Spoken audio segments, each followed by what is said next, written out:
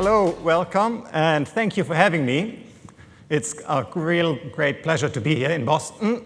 Actually, my company, Forrester, we are based in Boston, in Cambridge, Massachusetts.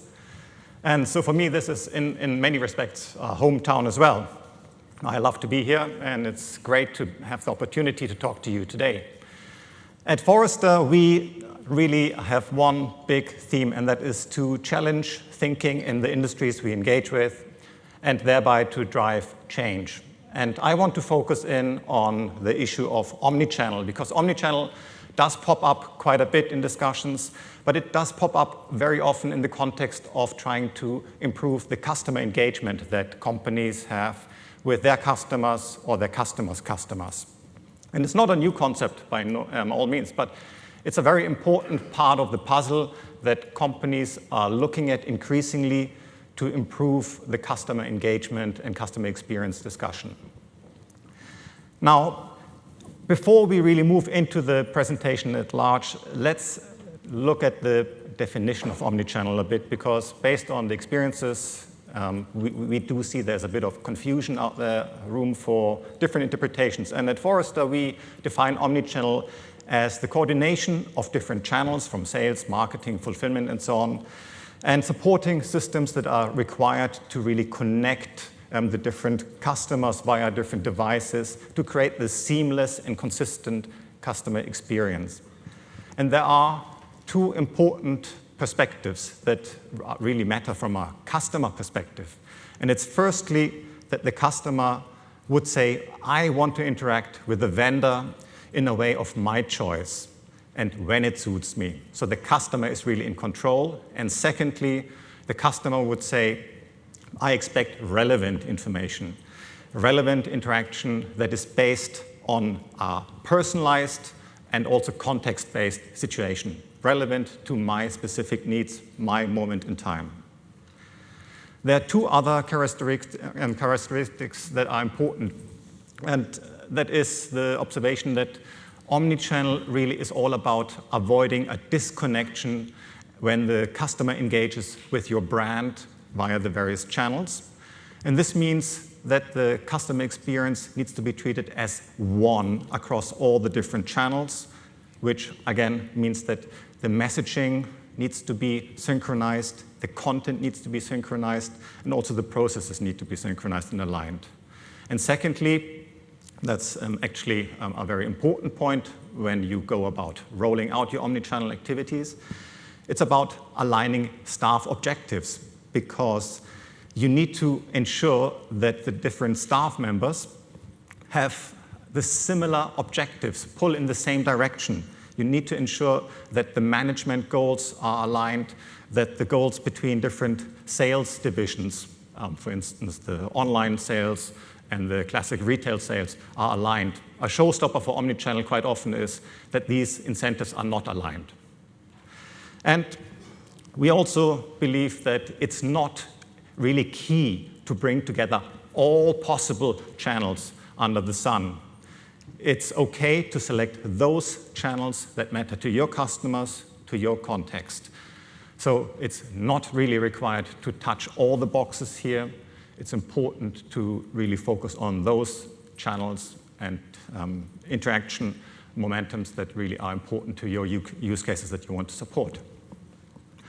Let me also highlight briefly one interesting observation that we have made in the last few days and weeks, as we are currently in the project together with Somos of looking at omnichannel and the broader texting and messaging market overall.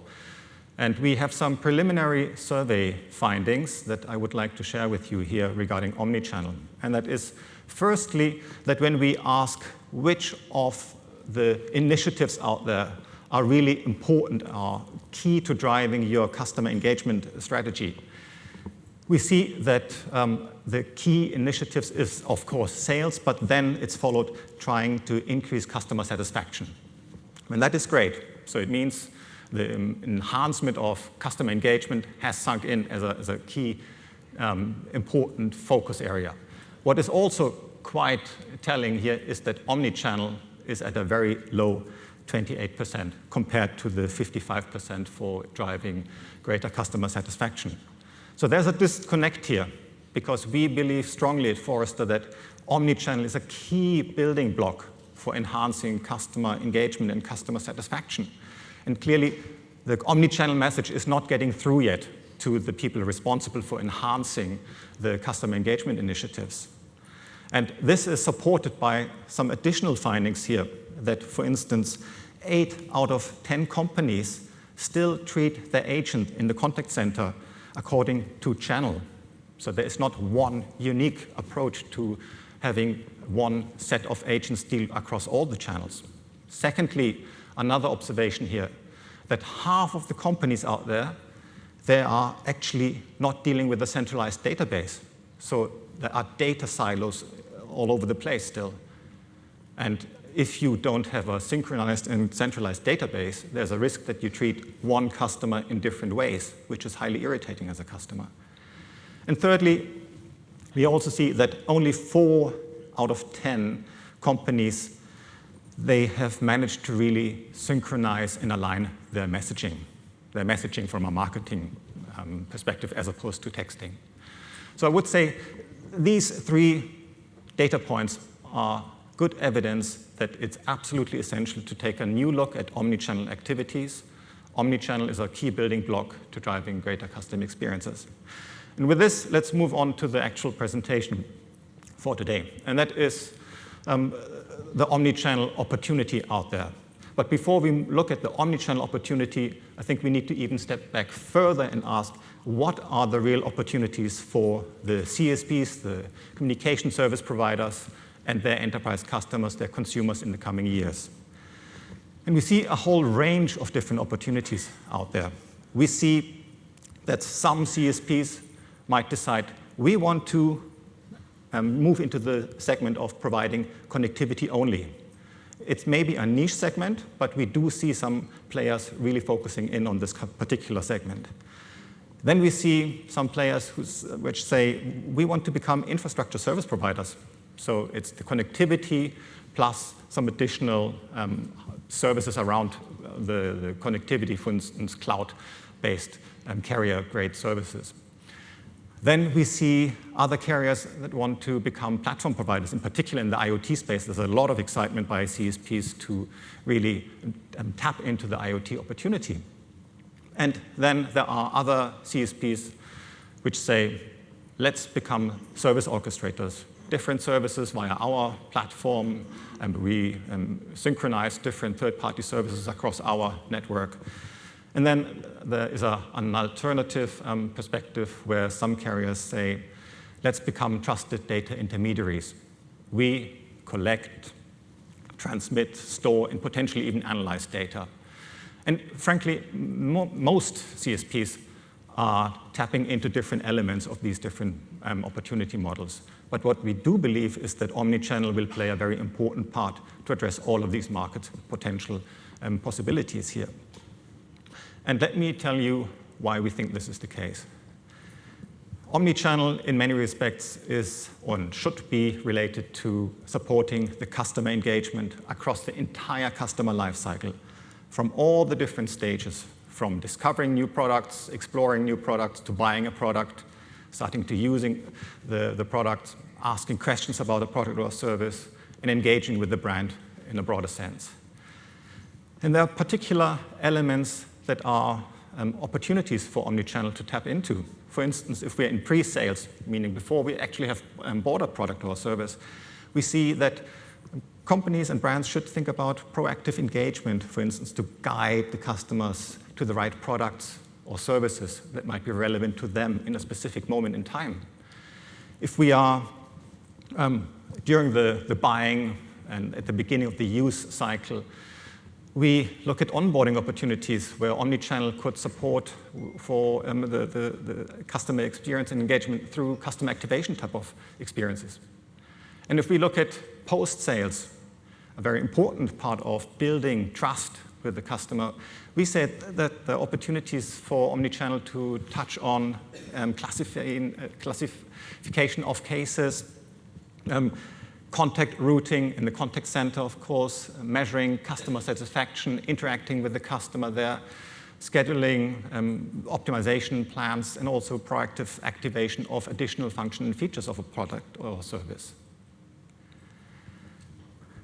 Another trend where omnichannel can play a very important role relates to the shift from selling pure products, which are increasingly being commoditized, to selling services where we see customers are much more prepared to pay for the service component rather than just the product. And ultimately, we see increasingly an emphasis by many companies to actually sell experiences. And Omnichannel has a chance to support this transformation process. Let me give you one example here. It's a very simple example, but it's an example I've come across in the last few weeks, and that is selling 5G SIM cards. As we all know, 5G is the next big opportunities that CSPs are trying to address. And the simplest form to launch 5G would, of course, to be selling the SIM cards. That's a product. But it will be very hard to really differentiate your offering via just selling the SIM cards in a retail store, for instance. You will immediately come under pressure because there's very little differentiation in place here.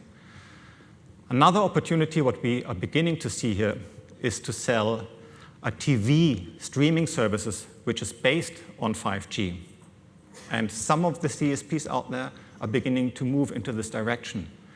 So rather than just pushing the SIM card, it's a service that is based on the SIM card. But what we also have started to see, and that is an example where Orange is involved in, is to, for instance, launch packages that are live concert backstage streaming services based on 5G. They are selling these kind of offerings to concert organizers. In Romania, for instance, they have very, very large concerts with 200,000 fans. And these fans, they don't really care about 5G so much, but they want to see what are our pop idols doing behind the stage before they come on the stage.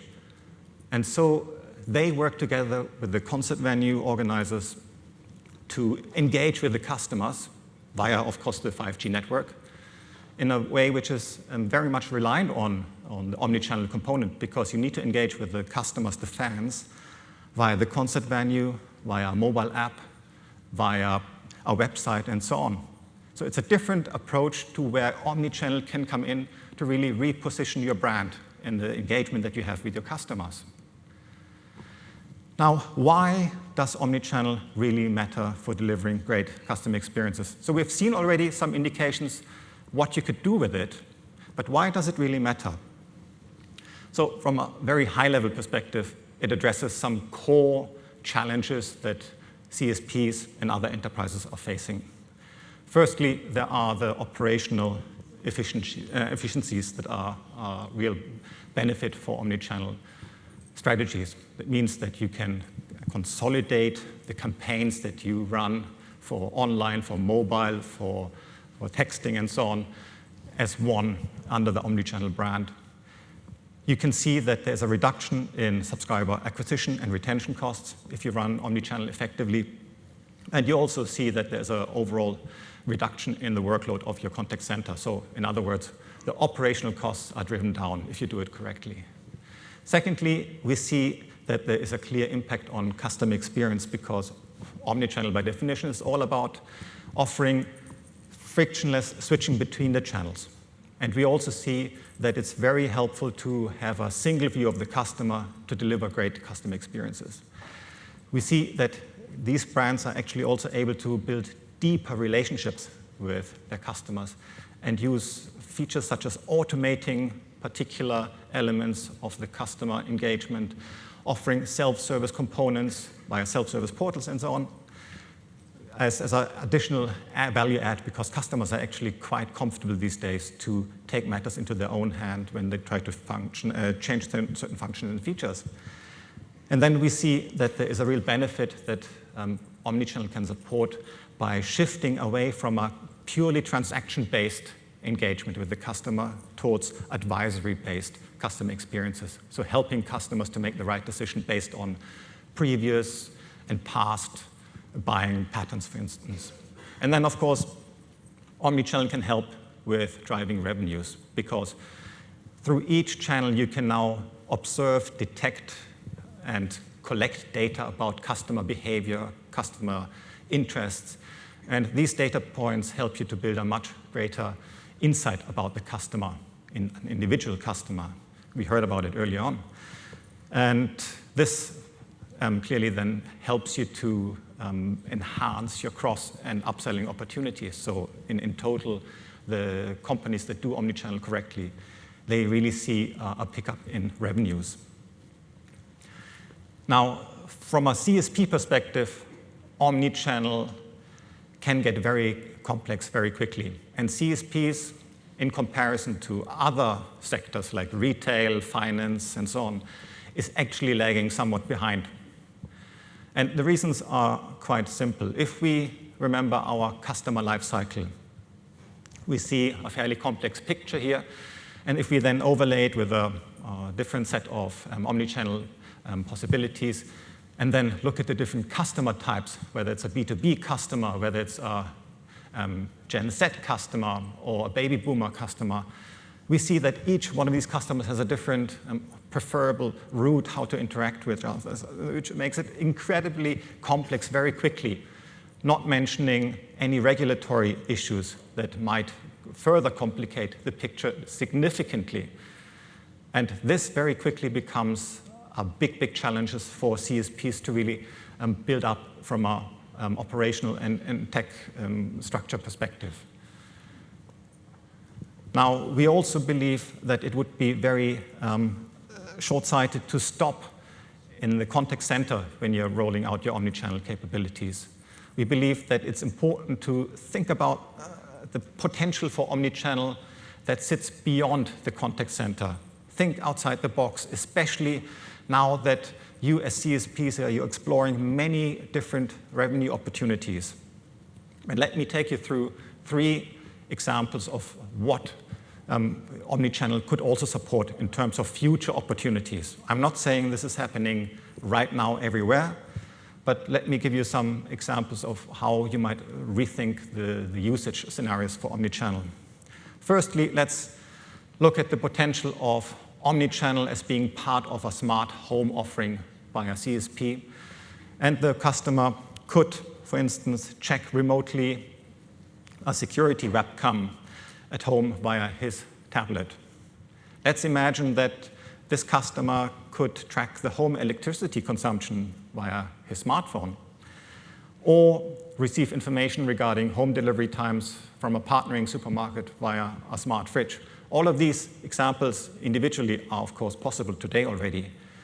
But from an omnichannel perspective, there are quite a few touch points where you could engage with the customer. For instance, from a texting perspective, for identification services, for authentication of particular offerings, for notifications, for transaction execution alerts.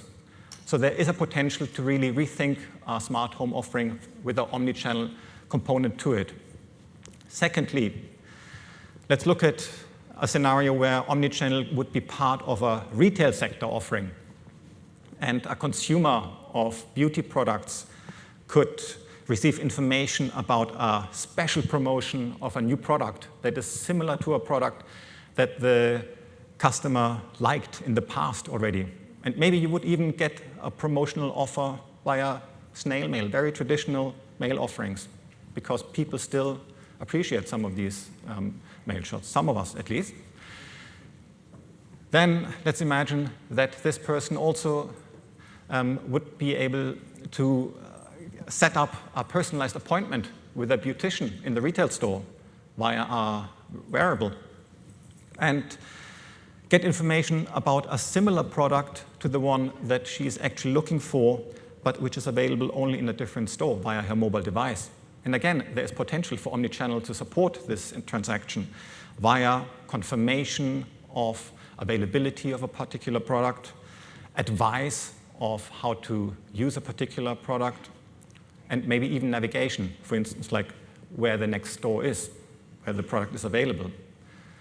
And the third example would be omnichannel as part of a custom engagement activity for an automotive firm.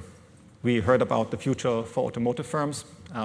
Tom brilliantly outlined the future for automotive a few minutes ago, and we see that there is potential for omnichannel, for instance, also in the form of seeing real-time billing information when we are dealing with ad hoc car rental companies.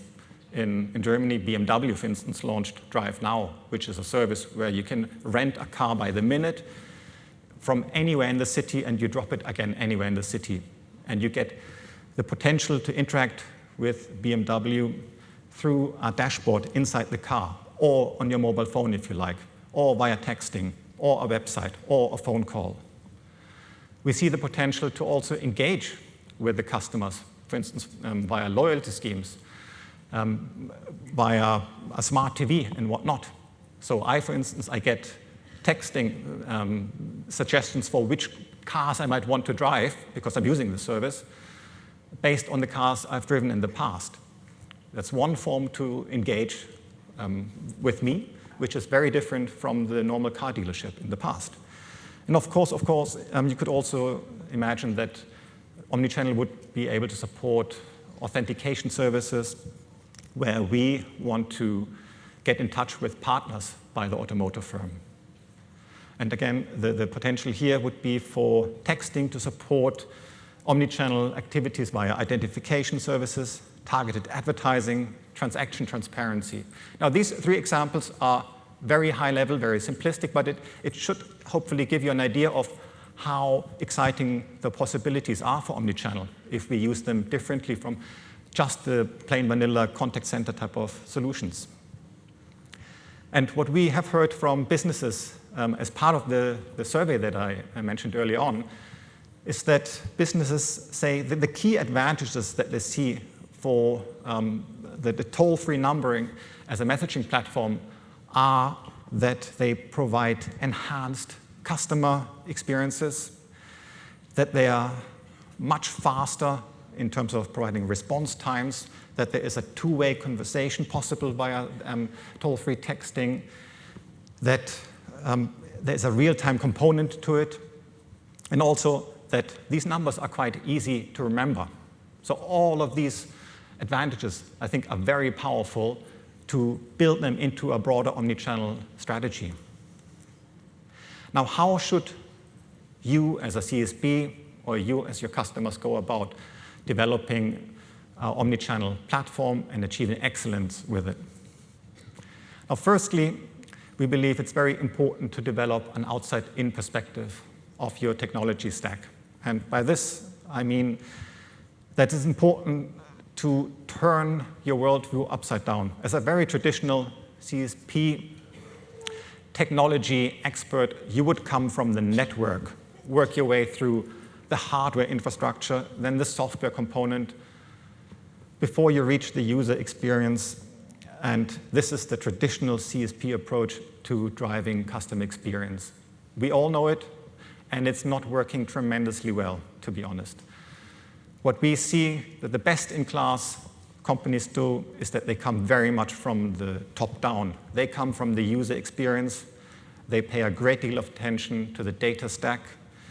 Yes, software is absolutely essential, but then the infrastructure is not an afterthought, but it is sort of a means to an end. The focus has to be on customer experience.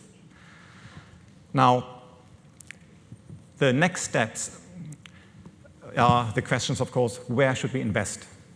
And we see that most CSPs are increasingly moving towards a four-layer platform model. The first layer would be the connectivity platform, where you're dealing with the network and the data centers. The second one is the IT platform, where you're also touching on the OSS and BSS layer.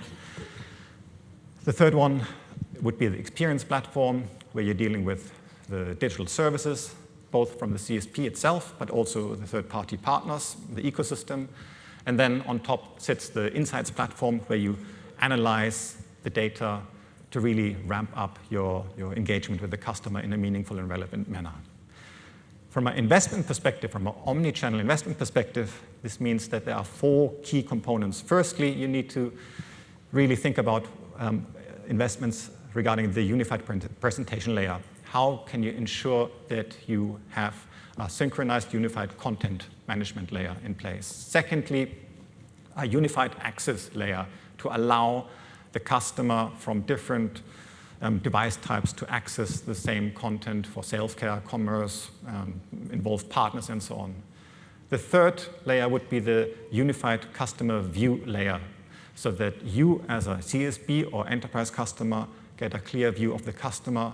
And then the fourth layer would be the unified analytics layer, so that you can really analyze the customer across the different channel activities. Now, the next steps for you depend on where you are in your stage of the omnichannel transformation.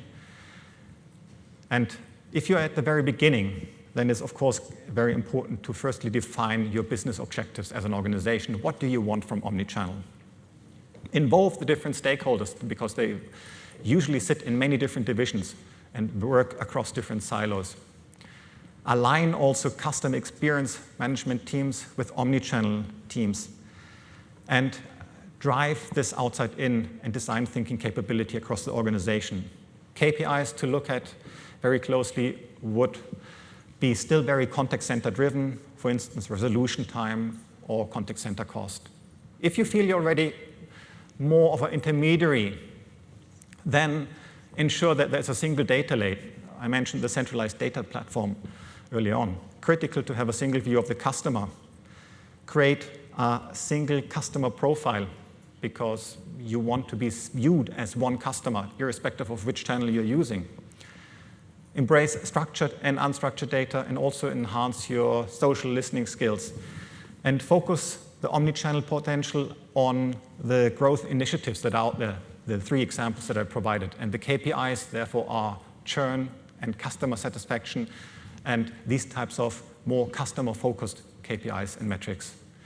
If you feel already that you are really an advanced provider of omnichannel solutions, then ensure that your omnichannel solution touches on the different country organizations that you have in place. Especially CSPs with different country organizations should really roll out the solution across the different territorial footprints that they have in place. Involve the omnichannel solution to embrace your ecosystem partners, and learn to collect and share the data about customers with your external partners. And lastly, also ensure that you're ready to understand the processes that are involved, the services and the applications, in the sense that you are able to really get the omnichannel services into a predictive and a predictive potential to suggest what customers really can do with your solution across the entire omnichannel landscape. And this means that the kind of KPIs that you're looking at are much more customer-centric, like NPS, up and cross-selling potential, and sales also coming from your partners. Above everything, we really believe that you need to focus on a cultural transformation, because omnichannel is not really a technology rollout. We believe that it's very much a cultural transformation. The shift from selling the products to selling experiences is a cultural transformation. And with this, I would like to thank you very much. And I'm available for some questions later on during the panel session. Thank you very much.